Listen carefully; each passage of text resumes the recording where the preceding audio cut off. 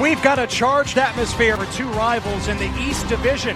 It's the Moonshine Throwdown. Marshall and Western Kentucky. Intercepted by Key, and Key has one man to beat. A nice cut move. Edwards can't get him. Key takes it all the way. A pick six for Devin Key. Here comes Talik Keaton to the sideline midfield. He's to the 40, gets a block, and here's goal!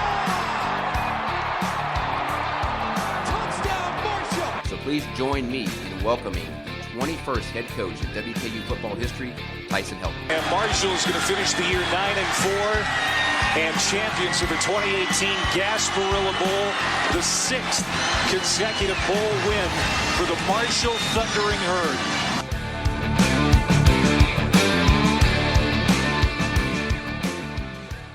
Welcome back to the Moonshine Throwdown podcast, brought to you by Homefield, premium vintage collegiate apparel. Again, Trace, the perfect blend of comfort and style. T-shirts, sweats, shirts, and hoodies. Even got some women's tank tops and women's cut tees. Get yours at homefieldapparel.com. And be sure to follow the guys on Twitter at HomefieldAPPARL. Homefield Apparel, wear one for the team. Trace, we got a big game going down in Huntington, West Virginia this weekend. The Cincinnati Bearcats of the AAC are coming to town, and Cincinnati is a pretty tough team. At least they were last year, and if you look at them this year, they look pretty good with the exception of one. They got dominated against Ohio State, but everybody's getting dominated against Ohio State. So, call that what you will. They won 11 games last year, and if you look down that schedule, it could happen again this year. So, let's get into that. Let's preview this Marshall-Cincinnati game. Find us first on Twitter at MoonshineTD, at MSTD_podcast. And, of course, the show is anywhere you can find a podcast. Mainly, of course, Spotify and iHeartRadio. And, of course, on the Apple Podcasts app. You find us out there. If you would, subscribe to whatever platform you listen to podcasts on. Subscribe. Give us a rating. And leave a review if you feel like it. That really helps us. It really helps us get out there, make us easier to find. The more ratings we have, the more positive reviews and stuff like that. And plus, we appreciate that. We like your devoting your time to us. It's cool to know that people like to listen to what we have to say. So let's talk about Cincinnati, Trace. This is a big game. This is one that Herd fans have had circled for a while. This is another one of those measuring stick games. The Herd just got done with a hard-fought game against the Ohio Bobcats, and we thought that was a measuring stick game, so the Herd came out on top. And this is another one. So let's see if they're a level higher than we think they are now. Bearcats, 2-1 on the season, wins over UCLA and Miami of Ohio. And, of course, we talked about that big loss to Ohio State, 42-0. Ouch. This will be the 14th all-time meeting against between Marshall and Cincinnati. Cincinnati owns an 8-4-1 edge. Marshall got that last one, though, in 2017 up in Cincinnati by the tune of 38-21. In that game, I watched that game. That was really domination by the Herd. The score, even though it's a, what is that, 17-point win, the score is not indicative of how Marshall controlled that game. So you got to think that Cincinnati is anxious to get that one back. They probably would like to right the ship against the Herd a little bit because, they got a little bit of a butt whooping up there at their home field. Here's a fun fact for you, Trace, as I came across in the course of my research for this game. Cincinnati is the last team to beat Marshall in a bowl game. Happened all the way back in 2004 in the Fort Worth Bowl. Cincinnati beat the Herd 32-14. So it has been 15 years and counting since Marshall has lost a bowl game, and Cincinnati was that culprit back in the day. Also, the Herd has beaten Cincinnati in a bowl game. So how about that? Cincinnati, one of 3 teams ever to beat Marshall in a bowl game, the other 2 being Catawba way back in 1947, and then Ole Miss, of course, in 1997. Cincinnati last year was an 11-2 team, finished the year 24th in the country. And the Herd might be able to kind of sort of sneak away with one here because Cincinnati has UCF at home the week after playing the Herd. So maybe they're looking ahead there a little bit more important of a game to the Bearcats. It's a conference game, a marquee opponent. They're getting a top 25 game at home. So maybe Marshall can sneak in there and punch him on the chin real quick and sneak out of the zone with the win. So talk to me about Cincinnati and the Herd. I know you got to be pumped for this game. Oh, yeah, definitely. This is a big game. I mean, they're dubbing it as Kelly Green out. They like to do that kind of stuff for those big games. And this is going to be a really good game. I'm looking forward to it. I mean, like you said, Marshall handled Cincinnati really well 2 years ago in Cincinnati, which that Cincinnati team was nowhere near as good as what they were last year or this year. But that was still a very dominating performance. I mean, they were up 24-0 at halftime in that game. I mean, really, there was never any doubt. Great performance. So hopefully Marshall that would be amazing if they could do that again. I'm not expecting that, and I think there's no chance that score will happen again. But yeah, I mean, looking at these two teams a little bit, I think they're relatively evenly matched. And I saw an article, or not an article, but I saw something on Twitter today that actually was comparing the two teams' rankings according to ESPN.com or some type of ESPN article or whatever. And I think they had Marshall at 61 and Cincinnati at 59, if I'm not mistaken. So, they think pretty much that they're relatively even. And if you look at the spread and the betting odds and everything, that's pretty even too. I'm sure we'll get more into that later, but I think this will be a very close game, potentially a really close game. I mean, Cincinnati's really solid team. And I was just thinking, while you said that measuring stick point, I was thinking that point. This is a third straight week that you can make the argument that this is a measuring stick game for Marshall in terms of a group of five. Boise State, obviously, a huge measuring stick game because they're looking like the best team in the group of five right now with UCF's recent loss. Ohio, a projected MAC contender, even though they got smoked this past weekend, but whatever. And then Cincinnati, one of the top teams in the American. And actually, a few weeks ago, I remember on College Game Day, Kirk Herbstreit said that which is before they lost to Ohio State in blowout fashion. But Herbstreit actually said he thinks they're the best group of five team in the country. So that's probably changed a little bit since then because they got absolutely throttled by Ohio State. But I mean, that's Ohio State. So, I mean, but yeah, I'm really looking forward to this game. I think it's going to be a really good one. Hopefully there's a good crowd out there. Looks like the weather's going to be nice, really hot. It looks like, but it looks like it's going to be dry, knock on wood. So we'll see how that plays out. Kelly Green out and everything. So they're dubbing it as a big deal, and I think it'll turn out to be a big deal one way or the other. It's a big game for Marshall. Look, I know the Herd's trying to push for that 30K attendance number, and if Cincinnati brings a decent contingent of fans and Herd fans show out like they should for a nice, early evening, 5 p.m. kickoff on a sunny Saturday, 30,000 is not out of the question. And really, it shouldn't even be a question. This should be expected. This should be a minimum 30,000. But, hey, you're right. I've seen several polls, the CBS 130. I look at that every week, and Marshall and Cincinnati are really close to one another in those mid-50s to mid-60s range. They're not 10 spots apart. They both fall within that, mid-50s to mid-60s, and they're generally 2 or 3 spots apart no matter, which total poll you're looking at. So a lot of folks think these are two very, very evenly matched teams. The power index, it's basically a coin flip. The power index, like Cincinnati, 55.6% chance to win. The current line on the game as we're recording is Cincinnati minus 2.5.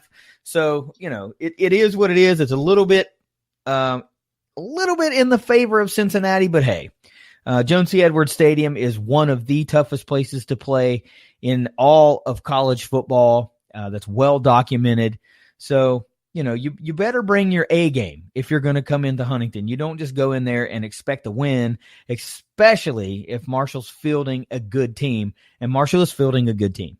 A lot of that will determine, which we have not heard. I have not heard. I don't know if you have heard, if any certain players or all players that have been injured will be returning to action. I haven't heard anything about any of them.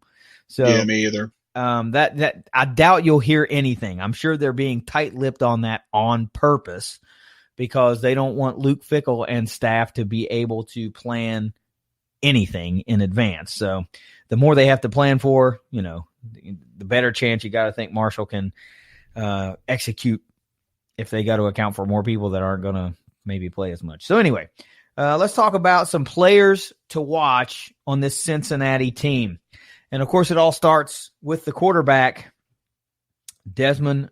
I don't know. I don't know if it's Ritter or Ryder, but it's Ritter. Ritter. Okay. Desmond Ritter, the 6'4", 215-pound sophomore, 45 out of 76 on the year, 594 yards, 4 touchdowns, but also 3 picks. I like that ratio if I'm a Herd fan.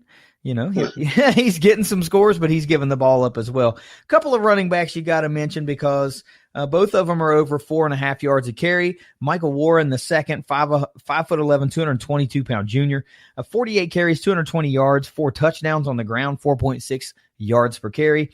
And running back Tavion Thomas, the 6'2", 233-pound sophomore, 27 carries, 123 yards. Hasn't found the end zone yet, but also 4.6 yards per carry. Now, a couple of receivers, actually one receiver, one tight end, look to be the main weapons. That's wide receiver Alec Pierce, 6'3", 212-pound sophomore, only 8 catches on the season, but 169 yards. No touchdowns yet, but I don't know how you could average 21.1 yards per catch and you haven't found the end zone yet. That's pretty amazing. Yeah. Tight end Josiah DeGuara. Let me try that again. The 6'3", 240-pound senior, 9 catches, 141 yards, 2 touchdowns, and 15.7 yards per catch.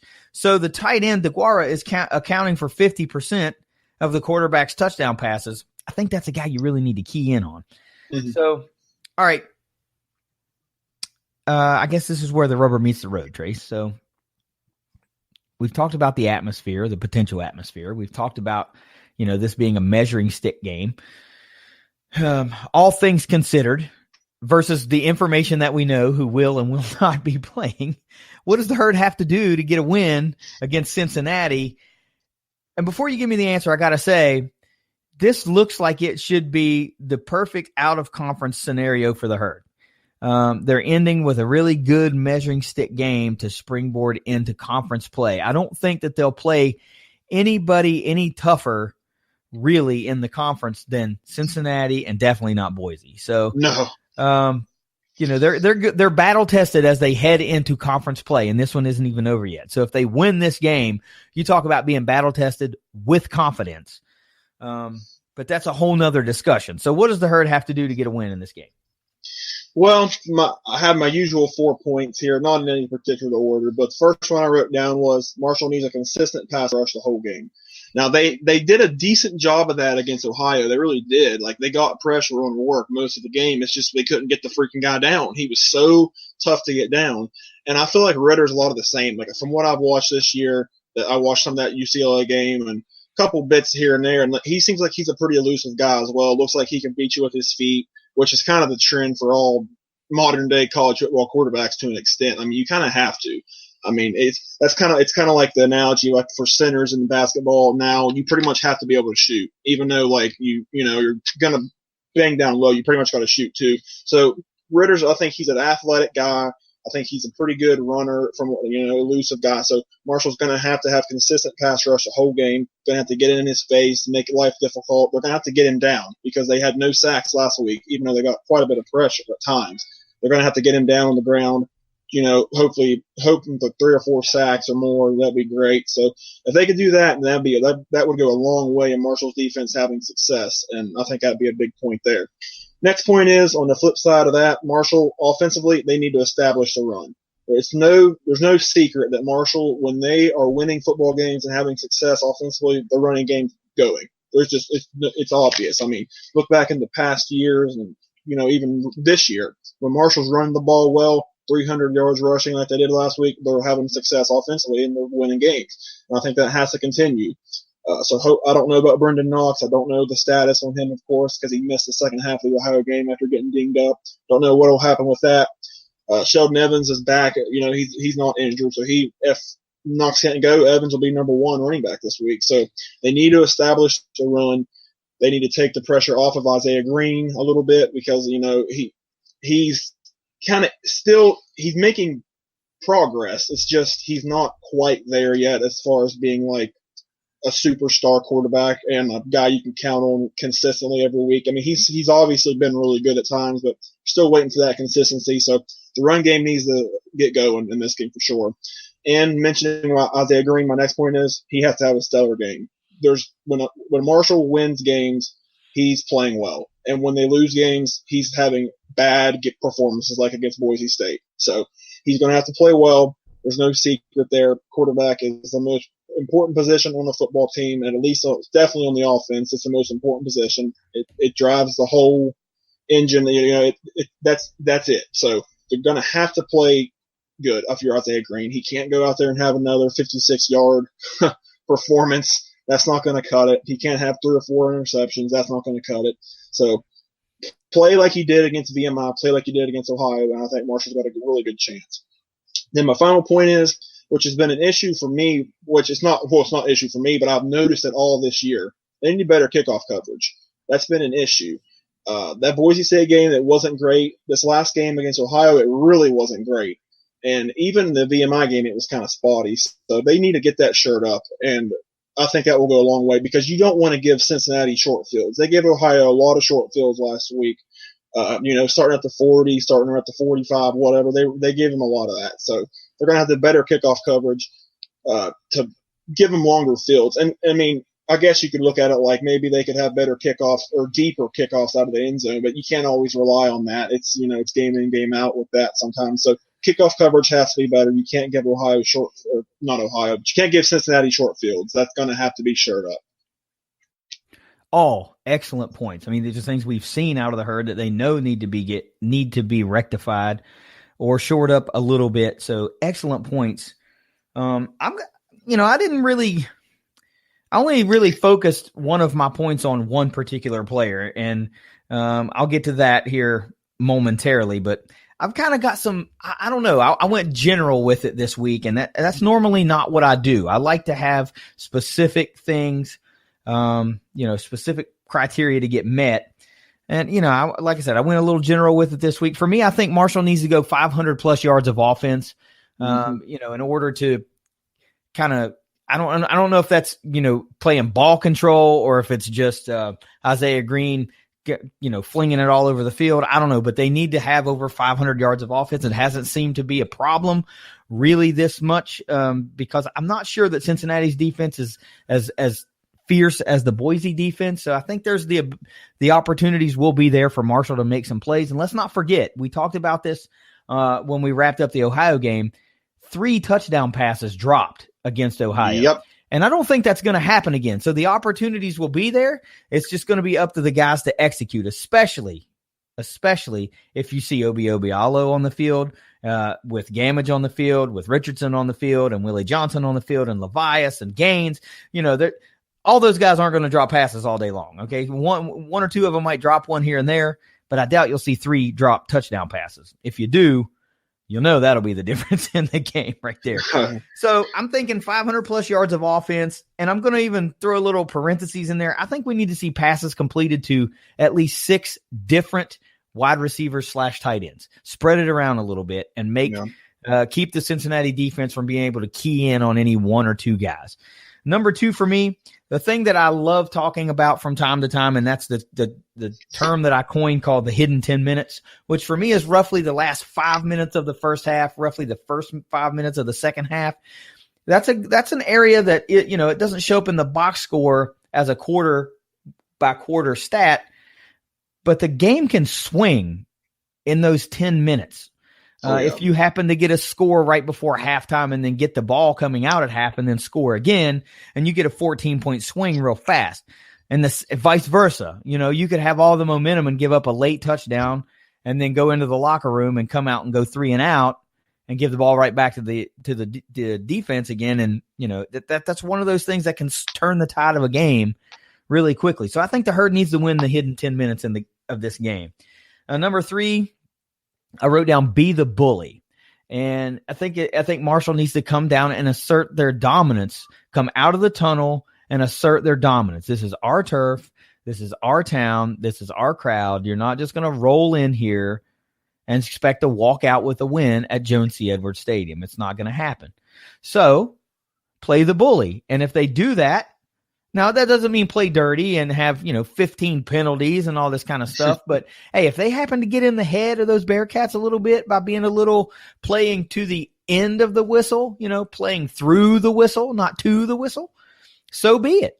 And I think that's the type of thing that the crowd will feed on and help keep these Herd fans energized. And if you got a close game coming out at halftime, that could be the difference in a situation like that. Number 4, this is the only player that I keyed on, and I say eliminate the tight end, Josiah DeGuara. He seems to be the touchdown threat through the air.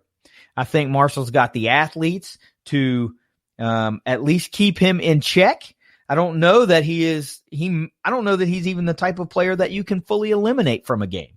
But I think based on these stats here, he's the guy you have to eliminate through the air. And if you're going to, Marshall does a really good job of bottling up the run game anyway. So that kind of goes without saying. I don't have to say, well, they need to stop the run. They do that well anyway.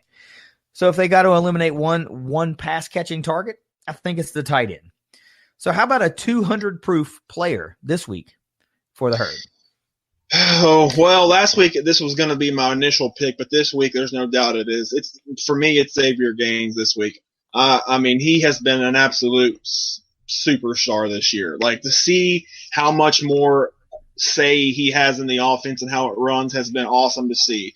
They're really doing a great job of getting him the ball in a lot of different ways, lining him up all over the field. The guy's literally been at quarterback, tight end, receiver, running back. He's been all over the field this year, and it's paid off. Look at the game he had not last week, but 2 weeks ago against Ohio. Just a huge game.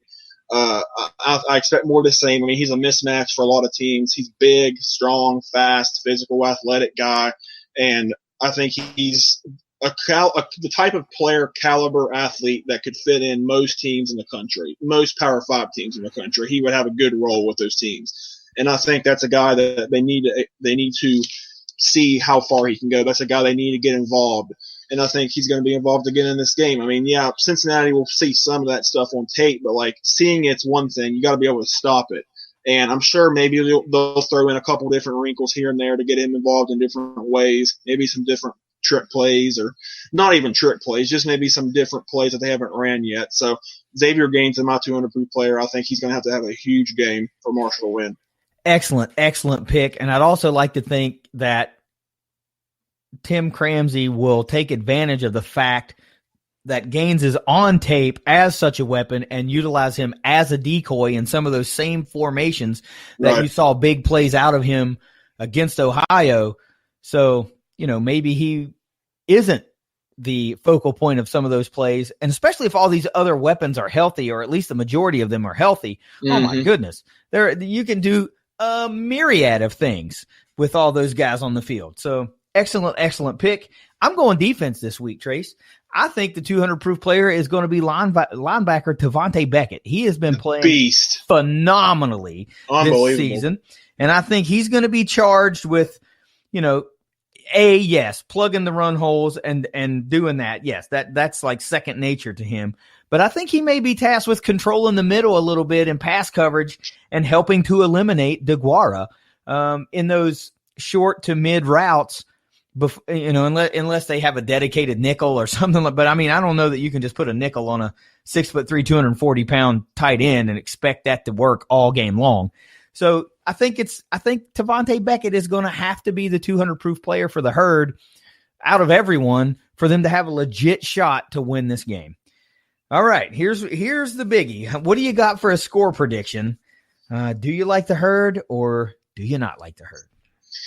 Well, it's like I said, I think all the odds and everything says this is a close game, and it's a close one on paper. I think it's going to end up being that.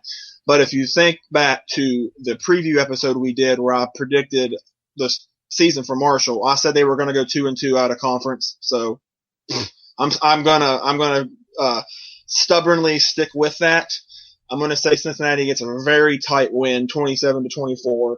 But to be honest, the only reason I'm picking Cincinnati is just to stick with my original prediction. Honestly, I really think Marshall has as good of a chance or better of a chance to win this game as Cincinnati does. But I think just to kind of you kind of encouraging my conviction just to stick with the fact that I said they were going to go 2-2 out of conference. And I think, Cincinnati, I think they're a better team than Ohio. So Marshall barely squeaked by Ohio. If that's a rivalry game and, whatever, and it was a really good game. But, I think Cincinnati is a better team than that. And keep in mind, even though Marshall's had an extra week to prepare for Cincinnati, Cincinnati's had that extra week to prepare for Marshall too. So both teams are coming in off of a bye. I think it's going to be a really good game regardless of who wins. Like I said, really the only reason I'm picking Cincinnati is just to stick with what I said initially. But, I think it can easily go Marshall's way and probably should if you think about it just because they're at home. But I'm going to just stick with 27-24 Cincinnati. Hopefully that'll jinx it the other way around. Well, look, I like a close game too, but I like the Herd in this one. You can call it a homer pick if you want to. I like the Herd 30-27 based a lot on what I saw the Herd do to close out that game against Ohio. Yeah. That showed me a lot about this Herd team and what they are capable of doing when their back is against the wall and they need to make plays and get something done. So I like the Herd 30-27 in similar fashion, with the exception of instead of taking the ball down to close out the game with the lead, I think they're going to have to go down the field and either get that touchdown or kick that field goal to get the win. So I think this one's going to be a nail biter right down to the very end. That's just the gut feeling that I have. All of the hunger and the motivation that the Bearcats have to eliminate that bad taste from the 2017 game is just all for naught, because I kind of think that they might have spent a little bit of that bye week game planning for UCF. Maybe. Because in the grand scheme of things, that's a more important game. It just is. Yeah. That's a conference game, and it's a ranked opponent, and it's at home for them. So I'm not too sure that they dedicated a week and a half or 2 weeks to the Herd. I'm sure the Herd got their legitimate amount of game prep, but you can't tell me that they did not game plan for UCF during that bye week. You'll not convince me of that.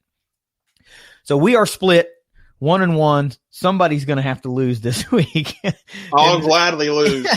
In the score prediction category. So, all right, we have a little time to fill here since, of course, we didn't have any games to wrap up this week. Both Western and Marshall were on a bye. So we tossed it out and tried to get a few listener questions, and we picked out some of them, and we're going to try to answer those for you.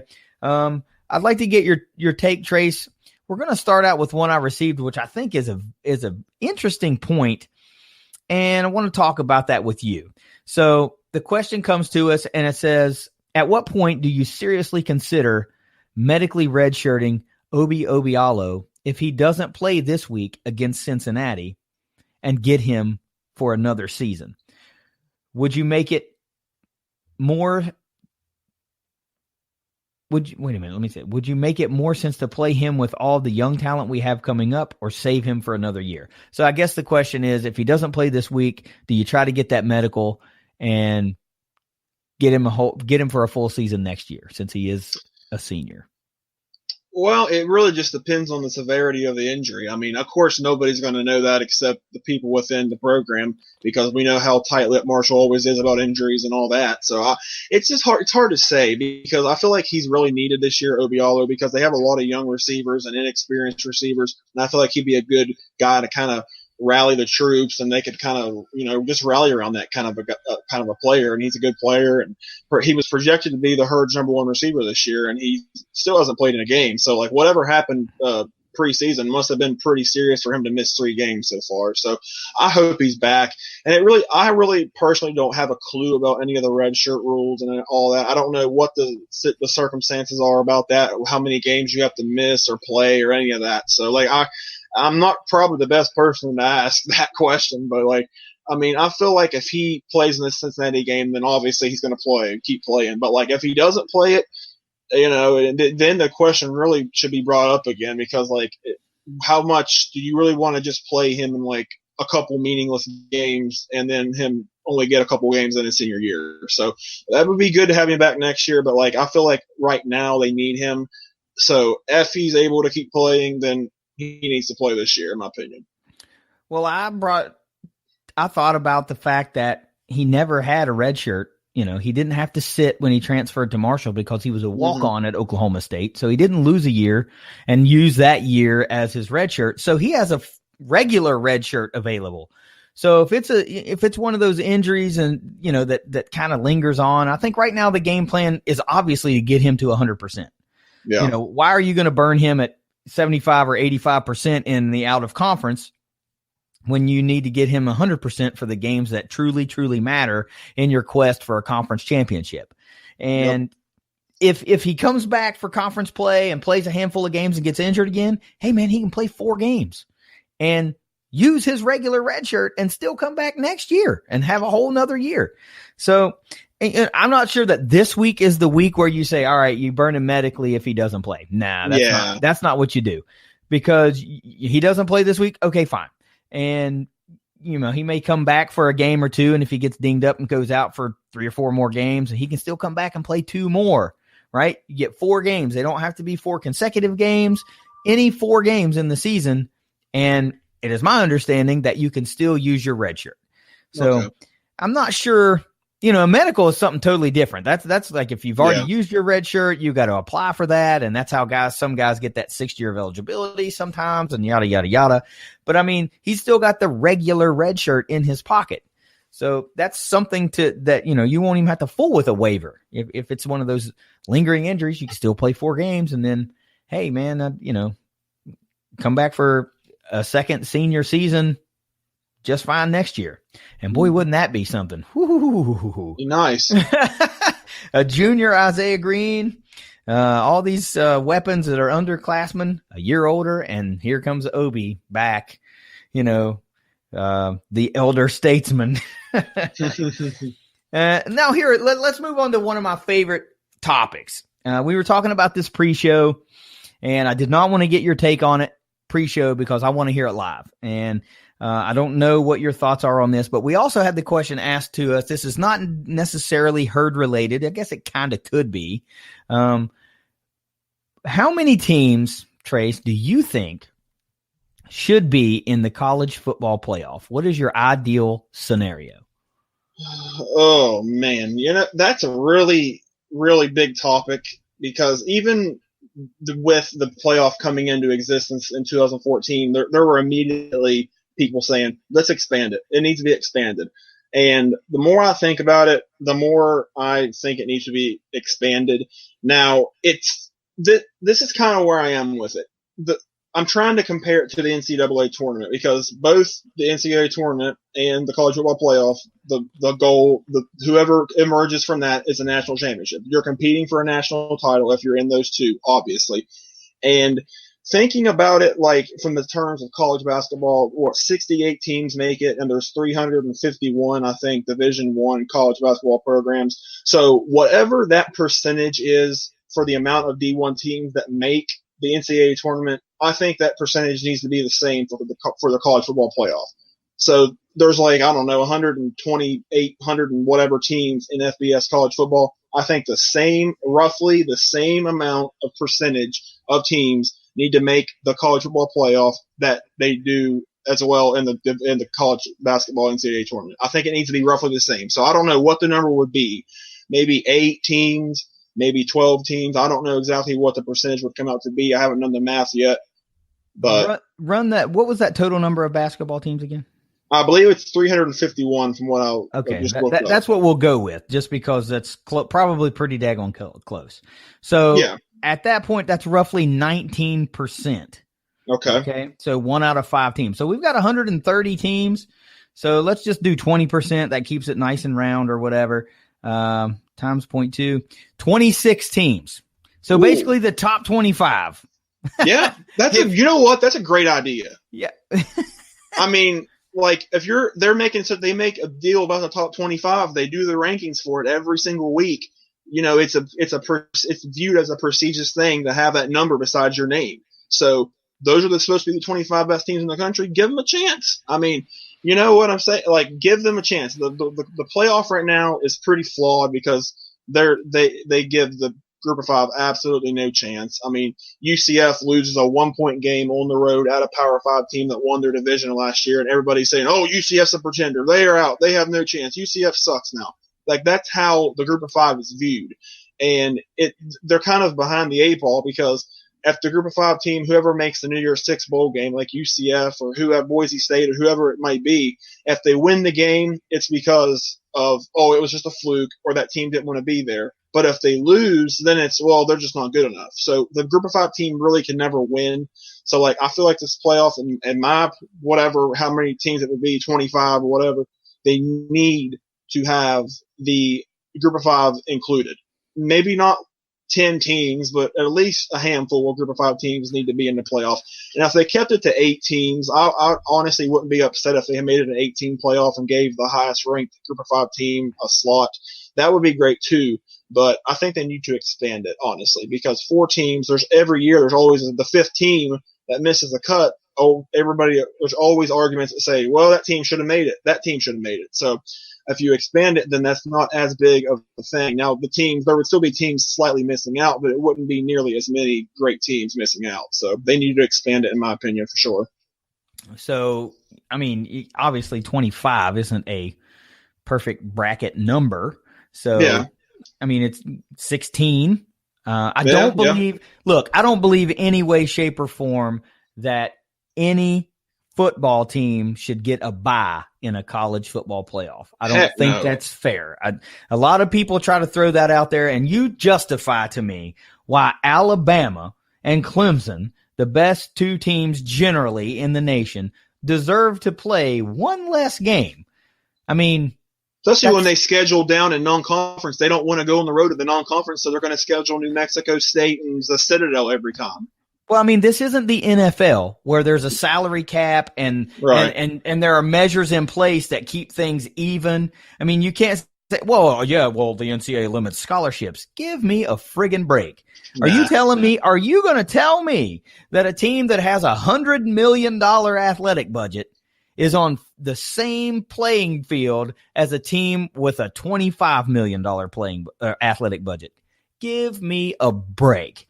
So, absolutely no buys. I have a little bit of I like your idea that, then it's got to be the top 25. Okay.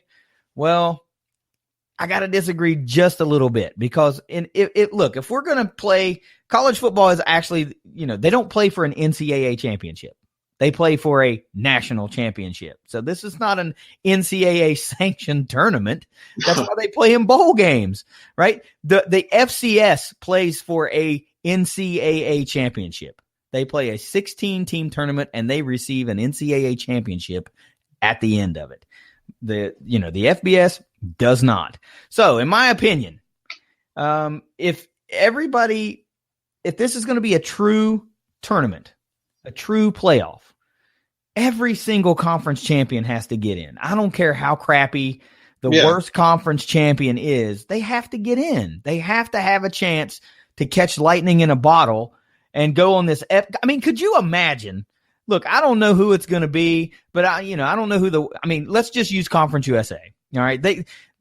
They might be the worst conference by somebody's rankings at the end of the year, whatever. So let's just, for argument's sake, say that Marshall wins the Conference USA this year. Are you telling me that it wouldn't be one of the greatest stories in history if Marshall goes in to a 16-team playoff and has to run this unbelievable gauntlet, and they end up winning a national title by knocking off teams like Ohio State and Michigan and Alabama and Clemson? I don't know how many they'd have to play, 4 games or something like that, 5 games? Yeah. I don't know. But could you imagine the list of teams they'd have to run through in consecutive weeks to win that? That would be amazing. That would be absolutely amazing. So to me, every conference champion has to have a seat at the table. Yeah, I think it's 16 teams. It's got to be 16 teams. The FCS has been doing it since basically the dawn of time, and it works. Enough of the pie is around. It's cut into enough slices to where everybody's got a shot. Yeah. And even some of the worst teams will pull some upsets, and but still, by and large, the better teams make it to the finals and, the championship games and yada, yada, yada. But still, everybody's getting a shot. You can't have 4. I mean, how are you going to have a Power 5 conferences and only 4 teams get in? I mean, that in and of itself, dude, that's pretty lame. I'm not going to lie, right? But we all know what it's about. It's about money. It's about money. It's about hoarding money, and it's about the blue blood saying you can't play ball with us. But to me, it's 16 teams, and I think you just incorporate a few more of those upper echelon bowl games that are like your second tier bowls right now, and you just scoop them into the playoff series, and then the playoff sites that we have now, the old BCS bowls, they continue to be the semifinal and the final. So I don't know what your feelings about that are, but to me it's 16. I don't think we'll see 16 anytime soon. I don't think we'll see that anytime soon. It just makes too much sense for them to do it.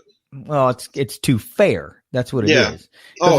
If you go to 16, then a lot of people are going to start banging the drum like, hey, you can't have 16 teams and only give the G5 one spot. That's not fair. That's not nothing the NCAA does in college football is fair, but you can't do that. You've got to have, at least 2 or 3 seats at the table in a 16. Otherwise we're going to have you're going to have 8 teams from the SEC in there and like 3 from the Big Ten. And, come on, man, give me a break. Anyway, I love talking about that. I could talk about the college football playoff for a long time. And it's easy to sit back as a fan of a blue blood Power 5 school and just look down your nose at these smaller schools and say, you guys don't deserve to be here. Well, that's a whole other argument. If we don't deserve to be there, then give us our own division. Let us have our own playoff. Let us have our own bowl games. We could have a lot of fun. The G5 could, have a lot of fun playing, other G5 schools. But at the end of the day, if people would just realize that the Power 5 needs the G5, because there's just not enough teams to go around for them to schedule. Everybody can't schedule an all P5 conference or an all P5 schedule. They just can't do it. So I've got thoughts on that as well. Those have come out in the past as far as how we all should stick together and really hit these dudes in the wallet when they want to do those one and dones and stuff like that. But, too many programs struggling that need that, 1.9 mil to take a 60-point loss when we all should be banding together saying, hey, you give us 3 mil or nobody's coming. You can schedule some, the FBS school or FCS school if you want to, but I don't know. Like I said, I could go on and on about that. So, but hang with us on the other side of this break. We're going to get Steven in here and we're going to preview UAB coming to town, the defending Conference USA champion, headed to Bowling Green, Kentucky for the conference opener for the Blazers, and Western still trying to stay undefeated in conference. Some news breaking today that is a big shakeup for the Hilltoppers squad. Stick around to hear all about it. It's the Moonshine Throwdown podcast. Look at this. 2-point conversion for the win. Back corner of the end zone. No! It's knocked away. Wonderful Terry. The coverage on Jesse Kroll. And that's how this game will end. Are you kidding me? 49-48, Western Kentucky. Welcome back to the Moonshine Throwdown podcast. We're back. Actually, I'm back. Schedules could not get lined out, so I'm going to have to do this Western Kentucky UAB preview solo. So we'll see how that goes. A little bit of a different animal when you don't have somebody to talk to. So let's get through it. Okay, so the Toppers are welcoming in defending Conference USA champion UAB to the Houch this Saturday, September 28th at 7 o'clock Eastern, 6 p.m. Central. Western Kentucky, according to the ESPN Power Index, is the favorite, 61% chance to win, though Vegas has UAB currently -3. UAB on the year 3-0, but man, what a 3-0 it is. I mean, I'm not too sure that most teams in Conference USA wouldn't be 3-0 with the Blazers schedule. UAB with wins over FCS Alabama State, 0-2 Akron, and 1-2 South Alabama. So, the Blazers not exactly battle tested, so to speak. I don't know how that's going to work out for them going into Conference USA play, but they draw the Hilltoppers out of the gate for their Conference USA opener on the road, no less. And I guess they're going to go play the first place team in the East in those pesky Hilltoppers. So we'll see what the game kind of means as a measuring stick, I guess, for how UAB will be maybe in the conference. Western, of course, looking to get the ship righted after the news that quarterback Stephen Duncan is going to be out for the season for 2019. Coach Tyson Helton says it was an open quarterback competition during the bye week and leading up to game prep for UAB, but we'll see. We here at the Moonshine Throwdown podcast think it's Ty Story's job to lose, but we'll see how that goes.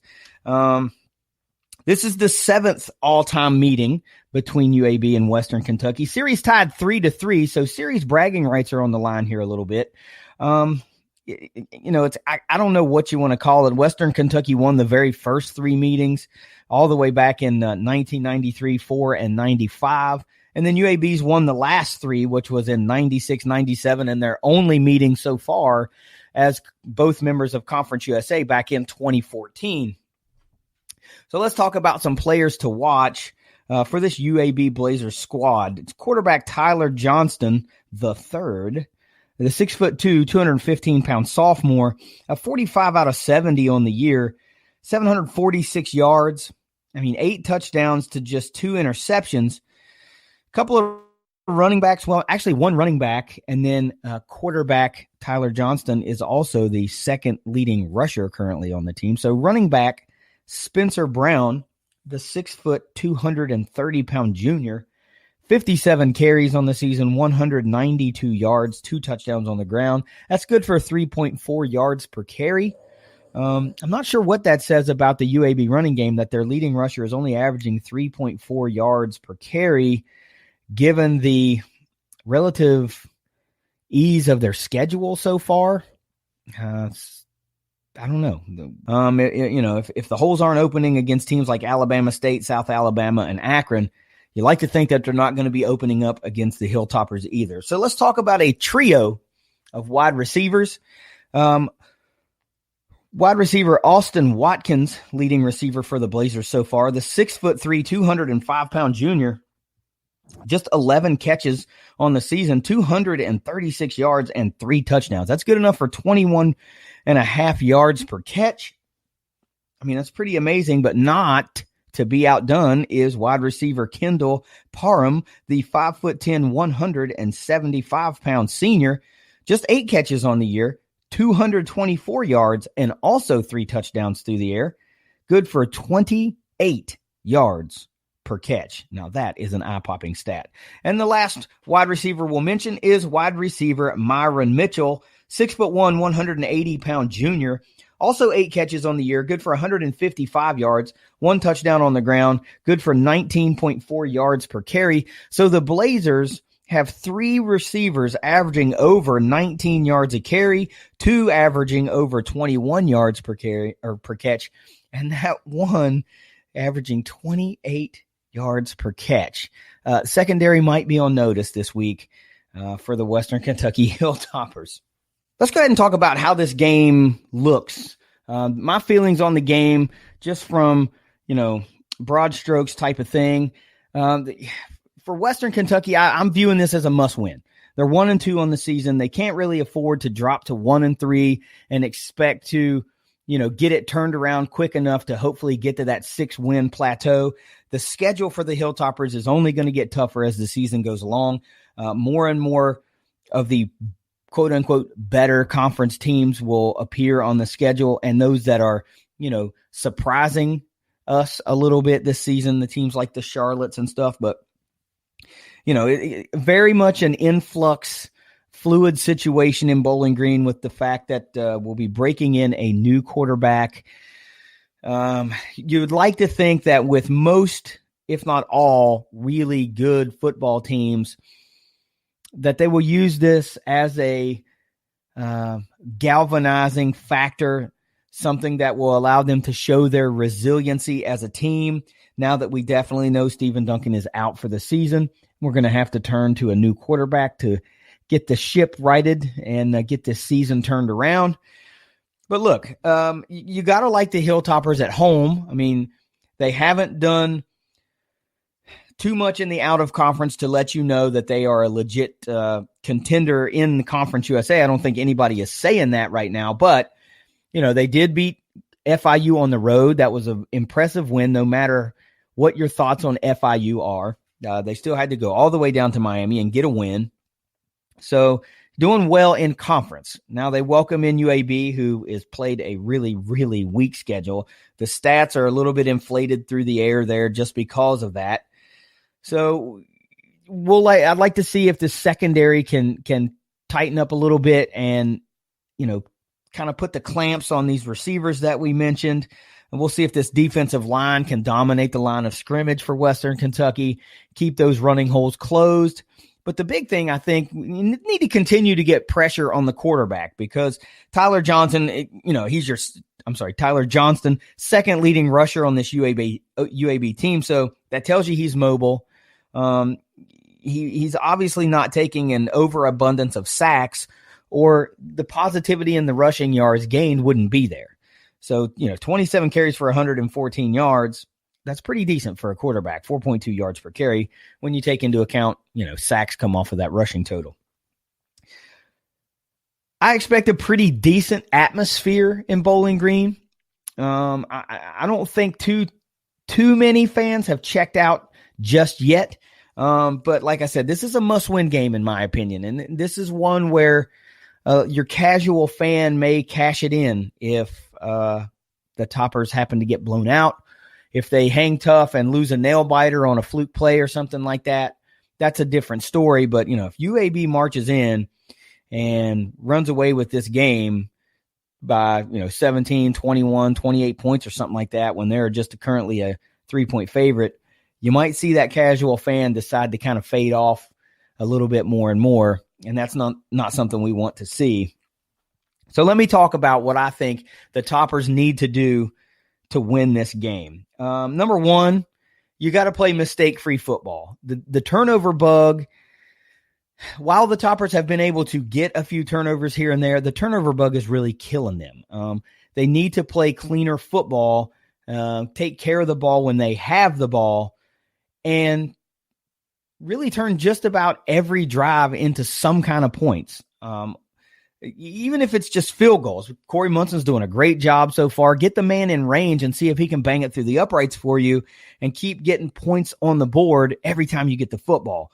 But definitely no turnovers is the way to go. And number two for me, a little bit more specific, since we're talking about a new quarterback, and generally a quarterback's best friend is that tight end. And we saw Josh Simon have a big play against Louisville. Kyle Fortenberry's had a decent, solid season up to this point. So I think Western's going to have to lean a little bit more heavily on those tight ends and get Josh Simon and Kyle Fortenberry worked into the game plan a little bit more, just to keep the chains moving, take what you can get, help this new quarterback who's not new. I mean, if it's Ty Story, he's a grad transfer, tons of SEC experience, tons of playing time, tons of downs played, all that good stuff, but it's still first start in a Hilltopper uniform, potentially defending conference champion coming to play.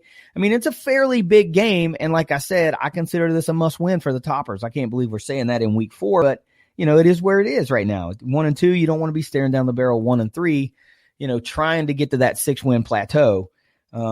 So, yeah, I think working the tight ends is going to be key. And speaking of key, number 3 for me is I think Devin Key is going to have his best game of the season. And that's by no means saying that he hasn't produced this season. He has. He's had great games so far. But I think this one, with all the factors we've just talked about, and the fact that we have 3 wide receivers for UAB that are averaging over 19 yards per catch, I think Devin Key in particular needs to have his best game of the season. But, of course, the secondary as a whole is going to have to play assignment football. They're going to have to, quote, do their job and make sure they play their man or cover their zone effectively. But Devin Key's just such a playmaker. Plays in the secondary, making plays in and around the line of scrimmage. I think he's a guy you're just going to have to lean on a little bit more than usual this game, because we're not totally sure what we're going to have on the offensive side of the ball. So the defense may be out there a little more than normal. And if Devin Key can piece together his best game so far in this young 2019 season, I think that's going to help tremendously in getting Western Kentucky a win, no doubt keeping them competitive to the end to see how it ultimately plays out. And lastly, I'm going to get really, really, really specific. I think Toppers need to go +2 in the turnover margin, and I think they need to go +6 in time of possession. So ball control offense, like I said, working the tight ends to keep the chains moving, see if you can get Gage Walker going, see if you can control the clock, by picking up first downs on the ground. And then, of course, we can get some hits on the quarterback. Maybe we can get a sack fumble. The secondary maybe can get us a pick or two. And if we play clean football as a Hilltopper team, +2 in the turnover margin is not out of the question. And if that running game gets going and the defensive line can swarm UAB and live in the backfield, as they've done a good job doing all season, +6 minutes in time of possession is not out of the question either. So for me, those four things lend itself to a Hilltopper victory. I don't think that QB1, whoever that is, whether it's Ty Story or Davis Shanley or even Kavaris Thomas, I don't think they have to go out and be a world beater this game. I don't think that's how the game plan is going to be set up. I don't know why, as a head coach, you would put your quarterback in that position to where, it's going to solely fall on him to win or lose the game for you when whoever the player is going to be making their first start of the season. So I think, you're going to be looking at a heavy dose of the run game and a lot of dink and dunk kind of stuff to keep the chains moving. Yeah, there will be chances taken over the top, undoubtedly. It's only natural if the defense starts creeping up from a successful run game that you take a shot over the top and try to hit Lucky on a long pass, or you try to hit Jacor Pearson on a long pass and just see if you can bust one for a long play or maybe get into the end zone. But I don't know. I get the feeling that there's going to be a more methodical type approach to where we try to see sustained long drives that eat up a lot of clock for this Hilltoppers team. Because honestly, maybe your best defense is keeping your offense on the field against a team like UAB at this point in the season. So that being said, let's talk about a 200 proof player. I wrote down Ty Story because I think he's going to be the QB1. And this week for me, it's not so much from a production standpoint as much as it is not putting ripples in the pool, so to speak. Like, don't do anything to derail what you're trying to do. Try to play mistake-free football. Make the right reads. Take the short pass. Take the medium game. That sort of thing. I don't think Ty Story's going to come out and throw for 400 yards and 5 touchdowns. Is he capable? Absolutely. But I just don't think that's what the game plan is. So this week for me, the 200 proof player, meaning the most important player to me, will be Ty Story in a little bit of a different role. Take what you can get. See if you can get to the end of the game with a lead instead of trying to go out and win it all on your own. Score prediction. A little bit of a tough one. I went back and forth with this. I've been thinking about it for a while, and I finally settled on it. And no, this is not a homer pick for me, but I'm picking the Toppers to win 29-28 on a 2-point conversion at some point in the game. It's not necessarily to win the game, but I think just this seems like it might be one of those games where a weird play. We've seen, onside kicks being recovered the past few games for Western Kentucky. So it seems to me like, they've got this kind of weird thing going on to where that one cool kind of play is, could potentially make a difference. And I think this week it's a 2-point conversion to get the Toppers a 1-point win, to move them to 2-2 on the season, 2-0 in conference, and gaining a little momentum moving forward as they go to, look ahead after this week to going to on the road to Norfolk to play Old Dominion in games that are always just freaking wacko weird. Of course, we'll relive that weird game from 2018 next preview, but we don't want to get too far ahead. Let's take care of business against UAB. Let's have the Tops be 2-0 in conference. to a point to where a lot of people could be scratching their heads saying, wow, our season's not what we thought it would be up to this point. But, hey, we're sitting in first place in the conference. It's a good place to be. So we'll see how that goes, man. I kind of like the toppers this week. All right, Trace, it's time to get out of here for the week. So let's start off with some final thoughts. What you got for me? Yeah, I mean, I'm super excited for this game. I mean, it's the final non-conference game of the year. A win here will be really big. I mean, if you go 3-1 with the non-conference schedule they had, that's really impressive because those are three of the perceived best group of 5 teams in the country preseason by all the polls and all the experts and everything. I mean, Boise State right now, the highest ranked group of 5 team in the entire country. They're in the top. I think they're like number 16 now, I think, in the AP poll or somewhere around there. They're undefeated. They have a really legit chance to possibly go undefeated and play in one of the New Year's Six bowls. Marshall lost to them by 7 points. And then Ohio was picked to win the MAC. And even though record-wise, they started kind of rough, but like, I mean, they lost to Pitt, who just beat UCF and who hung with Penn State. So that's not a bad loss. They lost to Marshall by 2 points. That's not a bad loss. And then Louisiana kind of smoked them. So, I mean, I don't know if Ohio's I don't know what the situation was there. Maybe they were just a little bit of a rivalry game hangover because they lost a close game to Marshall and they were a little down or whatever. Maybe it was that, or maybe Louisiana's just good. I don't know. But either way, that's a tough loss. And then looking at Cincinnati, I mean, they're the preseason number 2 pick in their division in the American behind UCF, who they play coming up, as you mentioned. So that's 3 really tough games, non-conference games against very good, in my opinion, group of 5 teams. That if Marshall can end up 3-1 with those games, that would be massive heading into conference play because, like you said, and I agree with it, those are the toughest games they'll see all year because, I mean, there are some good teams in Conference USA, obviously, but none of them are even close to Boise State. Really, I don't think any of them are on Cincinnati's level. And then Ohio would probably be one of the top 4 or 5 teams in the Conference USA for sure. So, I mean, they've really tested themselves well. Even without having a Power 5 on the schedule, they have tested themselves well, and I hope that it pays off through the rest of the season. Although it's kind of come at a little bit of a price because they've had some injuries pile up. But, like, I mean, it's still early in the season, so I think guys will get healthy, and that'll be huge for the conference play starting up in the next couple weeks. I think their first conference game's at Middle Tennessee. So excited for this Cincinnati game. I think they have a great chance to win, even though I stubbornly picked against them. But I think they have a great chance to win, so we'll see. I'm hoping for that 3-1 start. 3-1, I would think you'd have to be elated as a Herd fan, even though there's been a lot of moaning and groaning about this, that, and the other, but that's just college football fans in general. You'll never be happy. You could win every game by 100, and there would always be fans that would nitpick something that wasn't right. But, you know, that's okay. That's what makes sports fun.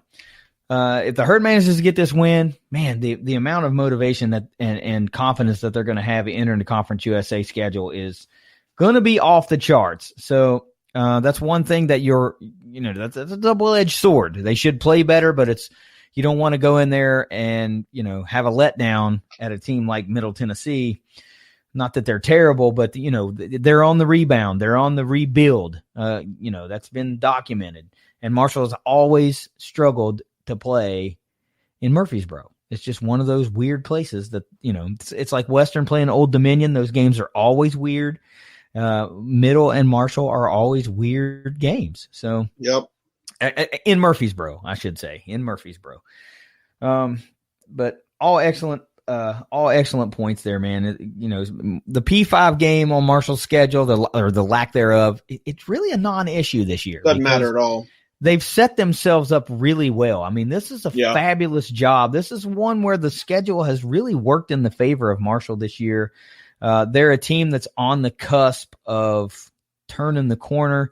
This feels very much like the 2013 Marshall team that went into that Military Bowl game and beat Maryland, and you thought, I think the Herd just turned a corner. And then we all saw what we saw in 2014. This feels like this Herd team is trying to turn that corner. And if they get this win, this might set them up to go on a really good run through Conference USA. So it's kind of amazing that a G5, actually scheduled in such a way that the schedule worked for them at the right time when they're actually a pretty good team as well. Usually it doesn't work that way. You schedule the games and you're terrible or you're on the rebuild by the time those games roll around. But who'd have thought, I mean, Cincinnati would be as good as Cincinnati is, and Marshall would be at the level they're at, and Ohio would be, contending on the level that they're at in the MAC. I mean, Boise's always going to be Boise, or at least they have been for 2 decades. So it is what it is. But good point. So let's see if the Herd can come out and get this dub. All right, my final thoughts this week are, Western has got a big game, a must-win against UAB. I can't say that enough. I think this is just week 4 in the season. This is a must-win for the Toppers to see how the rest of the season is going to go for them. So come out, show out, wear red, be loud, help get that home field advantage in the house. The Tops are going to need every bit of energy that you can spare for them because, hey, new quarterback, defending champion coming in town. This is a big game. So let's not let the season get away from us. Do your part as a fan. Buy a ticket. Come there. Show up. Be loud. Stay all game long and help your team get this win. As far as the Herd goes, the Herd is welcoming in American Athletic Conference, pseudo contender. I don't even want to call them a pseudo contender. If Cincinnati gets this win over UCF the week after playing the Herd, and then they can get by Memphis at the end of the year, they very well may be the AAC champion. So, big game for the Herd as well. Another measuring stick game. I expect a huge crowd for Marshall. They're pushing over. I think they're going to push over 30K. That will be really, really interesting to see if they can get that plateau. Same as with the Topper fans. Come out, be loud, stay all game long, get rowdy, make the Joan the home field advantage that Marshall has enjoyed these past 20 plus years at home with one of the finest records at home in the nation. The conference race is going to heat up next week after these games. It's already in full swing for some teams like Western, but when the Herd starts playing, that's where the rubber is going to start meeting the road for this team. Games are going to really start mattering, and we're going to start figuring some things out really quick. But it's definitely a great slate of games this week for the Herd and the Hilltoppers. Let's hope we can come out of this weekend unscathed and with a 2-0 record. And so I can't wait to do a couple of wrap-ups. Hopefully they're good wrap-ups, celebrating a couple of dubs. But that's my final thoughts for this week. So let's get on out of here on that note. That's the Moonshine Throwdown podcast. Later.